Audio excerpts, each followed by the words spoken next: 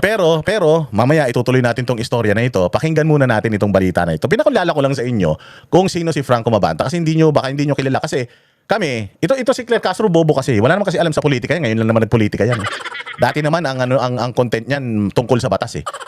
Pero ngayon nagpupolitika na siya dahil nakapasok na siya sa politika. So wala siyang alam sa laro ng politika. Hindi niya alam yung mga personality sa politika noong panahon ni Pangulong Duterte. Hindi naman sila exposed. Pero kami start pa lang nung administrasyon ni Pangulong Duterte, nandito na kami sa social media. So kilala namin yung mga legit OG na mga DDS aligned or Duterte aligned na mga vloggers and the bloggers no mga panahon vloggers pa noon. Wala pa masyado nagvo-vlog noon. Ang matindi pa lang na mga nagvo-vlog noon si Banat Bay pa lang. Yung mga pandemic. Yan, nung pandemic doon dumami yung vlogger eh. Pero ayun na nga. So pinakilala ko lang kung sino si Franco Mabanta. Baka hindi nyo lang maalam dahil baka ngayon lang kayo na-involve sa politika. So hindi nyo kilala yung tao. Pero ito, pakinggan natin, panoorin natin itong video na ito. At ating alamin, ano ba talaga yung nangyari? Pasok. Magandang gabi po, Luzon, Visayas at Mindanao. Arestado ang internet personality at founder ng digital platform na Peanut Gallery Media. Ayun, tingnan nyo paano siya i-address. Internet and social media personality. Kasi doon talaga siya nakilala. Yun talaga ang linya niya. Network o PGMN na si Franco Mabanta. Dahil yan sa umano'y tangkang pangingikil kay dating House Speaker Martin Romualdez. Huli rin ang 4 na iba pa sa panghihingi umano ng 300 milyong piso kay Romualdez kapalit ng hindi paglalabas ng isang video laban sa kongresista. At ayun, 300 million, ang laking pera nun ha. Imaginin mo. Online lang to. Online media lang itong PGMN. Wala namang prangkisa ito. Hindi ito mainstream. Online ito. Parang tayo din, ganun. Kaya lang sila may budget. Kaya meron silang mga cameraman, meron silang parang mga reporter, meron silang mga researcher, kompleto sila. Kompleto. Para silang ABS-CBN, GMA News, o kaya News 5, para silang ganun na walang prangkisa. So 300 million ang hinihingi para lang hindi ilabas yung istorya. Magkano hinihingi ng mainstream media? Isipin nyo. So kung ang PGMN daw ay nangingi ng ganyang kalaking pera para hindi ilabas itong istorya na to, gaano kalaki ang hinihingi ng isang mainstream media na merong prangkisa, na merong local channel, may TV channel na local, meron pa sa cable. Meron pa silang social media. Itong PGMN, social media lang ito. YouTube, Facebook, TikTok, basta social media, online lang ito. Ganyan kalaki ang bigayan ng pera dito. Kaya hindi nyo siguro ngayon naiintindihan nyo na kung bakit itong mga reporter na ito, kahit may personal silang opinion, hindi nila kayang sabihin yung personal nilang opinion. Sabi ko nga sa inyo, tagabasa lang man ng balita yung mga yan. Wala masariling mga opinion yan, puro tagabasa lang ng mga balita yan. Hindi naman madali naman magbasa ng balita. Dali mo ko dyan, kaya kong basahin yung balita eh. Di ba? So, ang lalaki na sweldo niyan. PGMN na online na 300 million. Hindi, binuksan ko lang yung inyong mga isip patungkol sa kung paano ang bayaran sa media. Imagine niyo gaano rin kalaki yung mga ino-offer nila sa mga katulad natin na mas pinanonood ng mga mamamayang Pilipino. At mga bossing, gaano kalaki yung tinatanggihan namin na mga offer, wag lang namin silang banatan. Maniwala kayo. Sabi ko nga sa iyo, kung ang utak ko siguro ganid ako sa pera. Kaya nga sabi ko, buti na lang. Nagsimula ako sa hirap Sanay ako sa hirap. Sanay ako na kumain ng 5 kanin sa dalawang ulo ng manok. Bibili ka ng helmet. Sa kapitbahay namin, bibili ko ng helmet. 2 piraso lang yun. Pag sinuwerte ka, 3 piraso ng ulo yun. Magkano yun? Dati 10 piso yun 12 pesos yun. Yung 3 ulo na yun, makakaubos ako ng kalahating kaldero ng kanin. Suka, toyo, kung ano-ano lang ilalagay ko ron. Kumbaga, lumaki ako sa hirap. Kaya ngayon na nandito ako sa posisyon na to na medyo nakaluwag-luwag ako, hindi mo ako kayang bilhin. Kasi simple lang ang buhay sa akin kasi lumaki ako na ang buhay, simple lang. Kumain lang, may matutulugan kang maayos, may pambaong ka sa eskwela, meron ka lang trabaho, meron kang kitain. Okay na yun. Kaya, bibilin mo ako ng hindi naman ako sanay sa Ferrari. Hindi naman ako sanay sa eroplano. Kung operan mo ako ng malaki, hindi ako agad masisilaw. Bakit? Kasi kinalakihan ko naman yung hirap. Bakit ako masisilaw? Yun ang maganda sa mga mahihirap, may prinsipyo. Yung mga mayayaman kasi walang prinsipyo, ang ginojos kasi niyan pera ito, mga may-ari ng mga network na ito, ang ginojos niyan pera. Pero kayong mga mahihirap, di ba? Pinaghihirapan nyo lahat ng mga kinikita ninyo. Hindi ba? Pero yung mga mayayaman, kita mo si Recto. Sinasabi nito ni tawag dyan, ni Libiste, na ang yaman-yaman na. Kuratong baliling pa. Yung Guardiola, ang dami ng kinitang pera pero ayaw pa rin huminto. O yun ang problema sa mga mayayaman, umiikot yung mundo nila sa pera. Tayo hindi, galing tayo sa hirap na nakuha natin yung formula para umunlad sa buhay o i-share natin sa taong bayan kung papaano yun. Prinsipyo. Mapangit kumita ng pera galing sa mga kung sino-sino mga hayop na yung mga kawatan. O kaya tayo matindi bumanat. Kasi kung ako lang, sa galing ko, walang sinabi sa akin yung mga vlogger ni BBM, ang bobobo niyan. Ang tatangan niyan. O sa ano ko pa lang, sa karisma ko pa lang, sa kagatlabi ko pa lang, wala nang binatbat sa akin yan eh. O kayang-kaya kong pumunta ron. Ako superstar doon pag nagpunta ako. Kung magkano tinatanggap na bayad ng mga ulol na yan, baka doble ibayad sa akin dahil sa husay kong mangurat eh. O pero nandoon ako? Wala. Nandito ako sa walang kita. So walang bayad. Alam niyo kung bakit? Kasi ako kumita lang ako dito sa YouTube ng konti, okay na eh. Makakain lang ako ng isang beses na nga lang ako kumain sa isang araw eh. O hindi ba? So simple lang ang buhay. O may maayos ka lang na mapaaral mo lang yung mga anak mo, mapaabigyan mo lang ng pangbili ng gamot yung mga magulang mo. Okay na, hindi naman kailangan sobra-sobra. O ituloy natin, ang dami mo na naman sinasabi kasi. Tok Live, si John Consulta. John. Mel Vicky, bumagsak na sa kamay ng National Bureau of Investigation sa kanilang intrepid operation ang 5 lalaki. Kabilang nga dyan si Franco Babanta, ang CEO at founder ng PGMN, matapos nga masangkot sa tangka umanong pangingikil kay dating... Kita mo, itong GMA7, tinan mo yung damit, bench, may sponsor pa. Ganyang kalaki kinikita ng media, mga bossing. Kaya nga, magtataka kayo kung bakit ang KOJC maunlad. Meron silang media network, yung SMNI. Siyempre, nung hindi pa sila ginigipit ng gobyerno, may mga sponsors din yan. At malaki ang binabayad ng mga sponsors na yan. Yung mga patalastas, ganyan, yung katulad yan, yung GMA News o Bench. Yaman-yaman na kumpanya na yan. Diyan pa lang, kumikita na sila. O, di ba? Grabe itong mga media na to, no? House Speaker Martin Romualdez. Sa surveillance video ng National Bureau of Investigation o NBI na eksklusibong nakuha ng GMA News, makikitang kausap kagabi ng isang undercover agent ng NBI, si Franco Babanta, founder ng Peanut Gallery Media Network o PGMN. Yun, ito problema nitong nitong video na ito. Hindi naririnig yung usapan nila. Hindi natin alam kung ano pinag-uusapan nila, may transaksyon ba sila, nagpakita na ba yung NBI, which is the arresting officer neto ni Mabanta, nagpakita na ba sila ng mga ng ebidensya like text exchanges, email exchanges o calls or katulad yan, sana surveillance video na may audio na naririnig na 300 million, bayaran mo ako, hindi ko ilalabas yung video. Meron bang ganun? Wala eh. Wala akong nakikita. Pero sige, diretso natin. Isang digital platform na naglalabas ng mga komentaryo tungkol sa politika at balita. Ayon sa NBI, inireklamo si Babanta ng pangingikil kay dating Speaker Martin Romualdez. Ang pagkakaalam ni Babanta, staff ng kongresista ang kanyang kausap.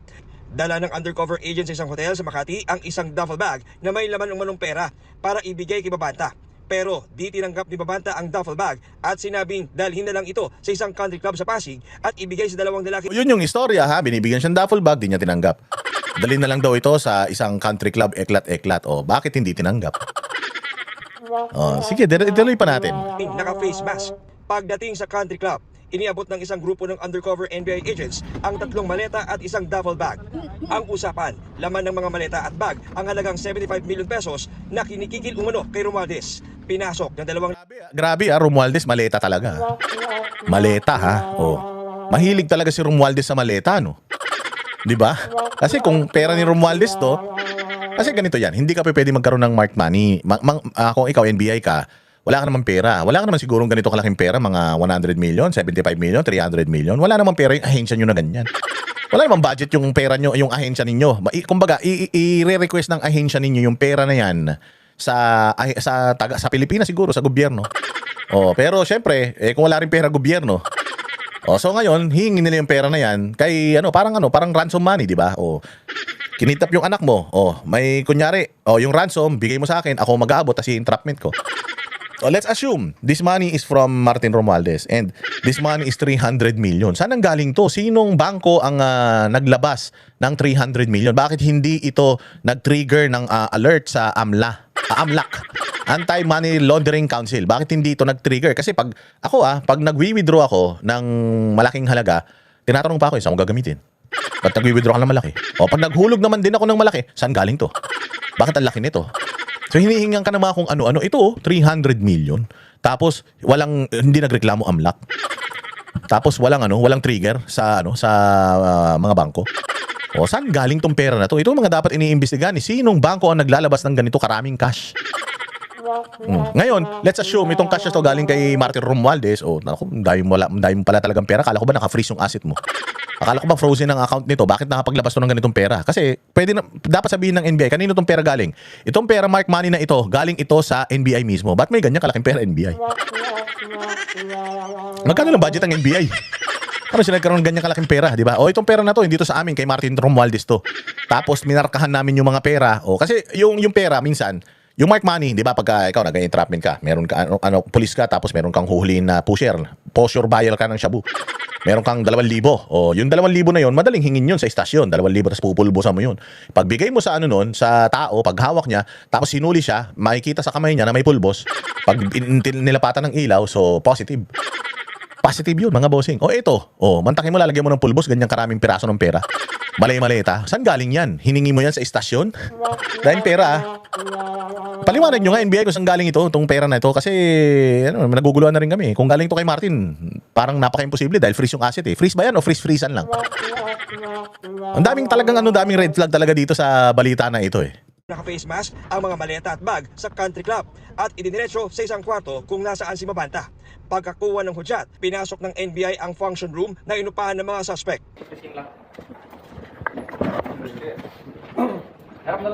Kasi ito may audio. Bakit ito may audio? Ito may audio pero yung usapan doon sa lamesa walang audio. Baka mamaya hulid up to ah.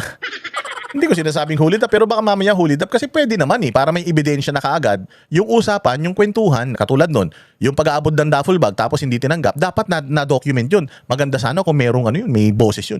Kasi mga boses, andali sabi ko nga sa inyo, kung ang gamit nyo cellphone sa surveillance o kahit anong camera maliliit, may mga bluetooth na yan, na mga mic, ilagay mo lang sa bulsa mo eh. O ikwintas mo lang, ilagay mo sa loob eh.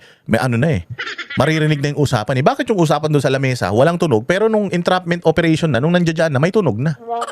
May audio na. O, yun yung mga irregularities kasi dito. And bakit tayo nagdududa dito? Kasi wala na tayong tiwala sa gobyerno.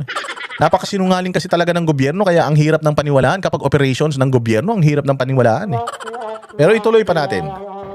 Nung umpisa, tumanggi magbigay ng totoong pangalan ang dalawang iniresto. Say your real name kasi gagamit ko sa fiancé yan. Anyways, this offense is available. So why argue with the operative? So, diba? Para sa yun, sir. Nahirapan ka lang. You can charge you another crime offense for disobedience. Kaya napilitan silang magpakilala. Arestado si Mabanta at 4 na tauhan ng PGMN. We have to release him kasi nga at that time hindi niya tinanggap yung pera. So binitawan namin siya and nagkaroon kami ng tailing and surveillance. So sinundan ho namin until such time na ma-identify namin yung exact unit kung saan dinala yung pera. And to our surprise, nandun din po yung subject, si Mr. Franco, na siyang kausap namin dun sa hotel sa Makati. Based on the complaint, meron ng initial talks since a year ago, pero nabuhay lang siya ulit. 2 weeks ago, it ballooned to 350 million pesos. Isa pa yun. So ako si Martin Romualdez, last year pa, nag-e-extort na sa akin ng pera, nagbigay ba? Oo, yun ang tanong. Kasi sabi mo, isang taon na eh. Tapos ngayon lang daw ulit nabuhay. Nung nabuhay ulit ngayon, nagsumbong na siya sa NBI. So nagsumbong siya sa NBI na tinatry siyang tinatry siyang i-extort ng pera nito. O ngayon ang tanong NBI. Ito tanong NBI. So sir, ini-extort kasi ako eh. Ano daw ba, bakit ka ini-extort ng pera? Kasi meron daw silang ginawang video ng corruption na ako yung subject. Ako yung subject ng corruption. Ngayon ilalabas daw nila yon. Kung hindi, ko sila? Kung hindi ko sila babayaran, ilalabas daw nila yon. Or ilalabas daw nila yon kung hindi ka magbabayad, ilalabas nila yon. O syempre ako NBI, ay ganun. So involved ka sir sa corruption kaya ginawan kanila ng video tungkol sa corruption. O ba't hindi niyo inuli yung corrupt? Pantakin mo kung yung PGMN meron silang video ng corruption nito, hindi ba dapat maging interesado kayo doon sa video na sinasabi nila na ibinibenta nila sa halagang 300 milyon? Ba't ang mahal nun? At ako naman, bilang isang subject nung video na yon, bakit naman ako makikipag-deal sa kanya? 'Di ba? Bakit naman ako last year pa, may usapan na kami, bakit ngayon nagkaroon ulit kami ng usapan? Kung ako wala akong ginagawang kasalanan. At tatakutin mo ako. Humanda ka sa akin, ilalabas ko yung mga baho mo. Kung ako wala akong baho, Bakit ako matatakot? Di ba? Dilabas mo, pero ito hindi eh. Sinumbong niya eh. Lalabas daw niya yung baho ko. Putsang ina, para makaamanos ako. Susumbong ko sa inyo, hulihin nyo. O ngayon, NBI. O may corruption pala dito si ano eh. Ayun yung ano, kunin yung video sa PGMN. O, tapos panoorin para makita nyo kung ano ba yung hawak nilang video. Bakit 300 milyon yung presyo. Medyo ano to, medyo sketchy kasi talaga eh. O ano pa? So meron pang mga usap-usap at ang final demand is take it or leave it, 300 million pesos. O, katulad nun, may demand. Last year pa, take it or leave it. Ba't hindi natin pinapakita ngayon? Sana maganda, pinapakita nyo na yan. O ito, katulad nito. Huling-huli sa akto, itong text message na to, ayan yung number na yan, tawagan natin ngayon. Tinililing, o nag-ring, telepono niyan. Ayan, o galing sa kanya yung text, o galing sa kanya yung messenger, o yung Viber, o yung kung ano man. O ayan yung hinihingi, o. O lahat na naman to, ano eh, chika na naman, salita na naman. Ang hirap na ito eh. Until umabot tayo sa entrapment, nag-demand sila ng 4 tranches. So yung 4 tranches is consisting of 75 million per tranche. Mga kapuso, matapos nga maaresto itong mga lalaking ito, ano, dito naman sa bandang likuran ay nakita natin dito yung mismong maleta na dala ng undercover ng NBI. So ito nga mga kapuso, kikita natin, no, yung budol money, no. Ayun o, Metrobank. Nakita mo yung bundle, Metrobank. O ngayon, di ba dapat questionin ang Metrobank? Bakit kayo naglabas ng ganito karaming pera? Bakit nakmukan ng dami ng pera na to? Pumayag kayong maglabas ng ganyang karaming pera? Dapat pagpaliwanagin natin Metrobank. Metrobank, involved kayo dun sa isang entrapment operation, tapos 2, 3, 4 na maletang pera ang laman, tapos puro bundle ng Metrobank yung pera. Ano bang kanino bang account number yun? Kanino bang account ito galing? Di ba dapat tinatanong niyan? Daming pera niyan eh. O akala ko ba yung AMLAC? Ano yan? Natitrigger kapag kaganyan. O bakit hindi nila imbestigahan yan? Kaninong bangko sa Metrobank yan? Na pinrepare ng NBI at tatlong maleta. 3 maleta. 1, 2, 3. O, 3 maleta. Ganyan-ganyan yung mga kulay ng maleta nila Gutesa. Ganyan-ganyan yung mga kulay ng maleta nila ng 18 Marines. Oh, ibig sabihin ba niyan, galing ba yan sa yung pera na yan? Galing ba sa flood control maleta pera yan? Tatanong lang ako kasi balita naman ito, nagre-react at saka nagtatanong lang ako, mamapikon na naman kayo Pero dito sa lugar na pinuntahan ng mga suspect, mga puso, kapansin-pansin na mayroong naka-ready, na mayroong 3 maleta pa. 1, 2, 3. No? At paniwala ng NBI ay ililipat dito yung pera na dapat ay makukuha. Ayon sa Putang ina niyan, ang gulo. May pera na nakalagay sa maleta, tapos ililipat nila sa maleta rin. Di nawalan na laman yung maleta. Ang tinapay naman yan, Dali-dali, kukunin mo lang yung maleta Kung sa'yo yun kung ibibigay sa'yo, babayad sa'yo, kukunin mo lang yung maleta Ba't ililipat mo pa? May 3 maleta na may laman na pera, tapos ililipat nila sa maleta. Parang gago naman yan. Ano ba yan? Tanga naman itong mga kriminal na ito. Sa NBI, di naging madali ang paghuli sa grupo dahil sa iba-ibang tao na Simple. Tangina talaga, di ako makamove on dun. Simple lang pagbigay sa'yo ng pera, ng maleta, bubuksan. Bibilangin. Pag nabilang, isang maleta, ganito laman yan. Isasara mo lang yung zipper, itataas mo yung handle, hihilain mo, may gulong naman yan. Butik sana kung nakalagay yung pera sa bayong. Tapos ililipat sa maleta. Pero nasa maleta na, ililipat mo pa sa maleta. Putang ina yan, ogag. Ano ito, comedy? Anak na tinapay talaga kausap sa kanila at palipat-lipat na lugar ng meet-up. It will still be an ongoing. Ito na naman ito na naman yung si Boy Detret. Ito na naman yung may-ari ng NBI May bulaklak pa yung damit. Langya naman to si Matibag, buhay na naman. Walang ya ayo pa. Investigation kasi it's yung PGMN, yung Peanut Gallery Media Network yung involved dito. So we will look into yung mga telepono and account social media. There are several social media accounts that was mentioned and linked to PGMN, Pucha, yan, maghahanap pa lang kayo ng ebidensya? Wala kayong ebidensya pala? Paano kayo nag-entrapment na wala kayong ebidensya? Diba dapat pagka ganyan entrapment operation, dapat may ebidensya kasi baka mamaya niyan, deal talaga nila yan. Oo. Sinabi lang sa inyo na inaano sila. Sinabi lang sa inyo na ine-extort sila ng pera, baka talagang deal yan ng kung ano man. Kasi, syempre, ikaw, otoridad, nagsusumbong ka sa akin. Kasi, ini-extort ako Paano kayo ini-extort? Kasi daw, ganito, ganyan. Patingin nga, asan ba yung text? Asan ba? Katulad yan, halimbawa. Ako, meron kaming sex video. Nung kapitbahay ko. In love na in love ako dun O ngayon, yung kapitbahay ko na yon, na meron kaming sex video, naghiwalay kami. Sa galit ko, sinabihan ko siya, ikakalat ko tong video natin. Ikakalat ko to, humanda ka. Ayan na ngayon, di ba? Ayan na ngayon. Siyempre, pupunta ka sa autoridad. Ikakalat daw kasi yung sex video namin. Asan yung message? Ayan, sabi, tinan mo. Di ba, may ganun? Katulad yan, ine-extort. Dapat yung mga email, text, o kung ano man, dapat meron kayong kopya. Bakit maghahanap pa lang kayo? Bakit pupuntahan nyo pa lang yung mga sinong mga account ito, ganyan, mag-iimbestiga pa lang kayo? Diyos ko po. Medyo delikado na naman tong ginagawa nyo.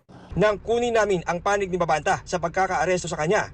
Is there truth to the allegations na kayo po ay nag-extort po kayo? Nope, it's not true. We didn't extort anybody, and then no more comment after that. Okay. From Speaker Romualdez daw, sir? Yeah, we definitely didn't extort Speaker Romualdez. Hindi po totoo yun. No, it's not true. Bakit po may mga pera, sir? I'll wait for my lawyers. Okay. Kanina, na-inquest na si Babanta at kanyang mga kasamahan sa reklamong robbery extortion. Ayon sa NBI, meron pang ibang personalidad ng PGMN ang iniimbestigahan ng NBI. Sa mga oras na to, Vicky, patuloy tayo nag-aantabay matapos ng itong inquest ay kung sila nga ba ay ililipat o mananatili dito sa NBI Pasay or itatransfer na, Vicky, dito sa may bahagi ng Muntinlupa sa NBI Detention Facility. Yan ang litas mo natin sa NBI Headquarters sa Pasay City. Balik siya, Vicky. Maraming salamat sa iyo, John Consulta. Kami ang boses ng masa, hindi natatakot. Katotohanan lang, di kami nalulunod. Walang bahid ng sismis, lahat ay totoo. Kahit sino ka pa, pag mali ka babanatan ka. Walang pinipiling kulay, wala kaming kinikilingan. Basta para sa bayan, kami lalaban. Pagdama palakpakan, pag mali banatan, di matitinag, di matatakot. Para sa bayan, tuloy ang sigaw. Sa harap ng kamera, walang halong takot. Mga baluktot, lahat kayo'y tutumba. Ang hustisya at totoo, yun lang ang mahalaga. Kahit sinong harang, di kami matitinag. Walang pinipiling kulay, wala kaming kinikilingan. Basta para sa bayan, kami lalaban. Pag tama palakpakan, pag mali banatan, di matitinag, di matatakot. Para sa bayan, tuloy ang sigaw. Kung nasa tama ka, ikaw ay aming kasama. Pero pag mali ka, handa ka na bang mabasag? Banateros kami, walang inuunan. Dahil bayan muna, bago ang sarili.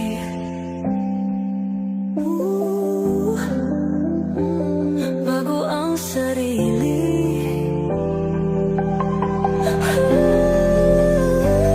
Pag tama palakpakan, pag mali banatan, banateros ang sigaw. Katotohanan ang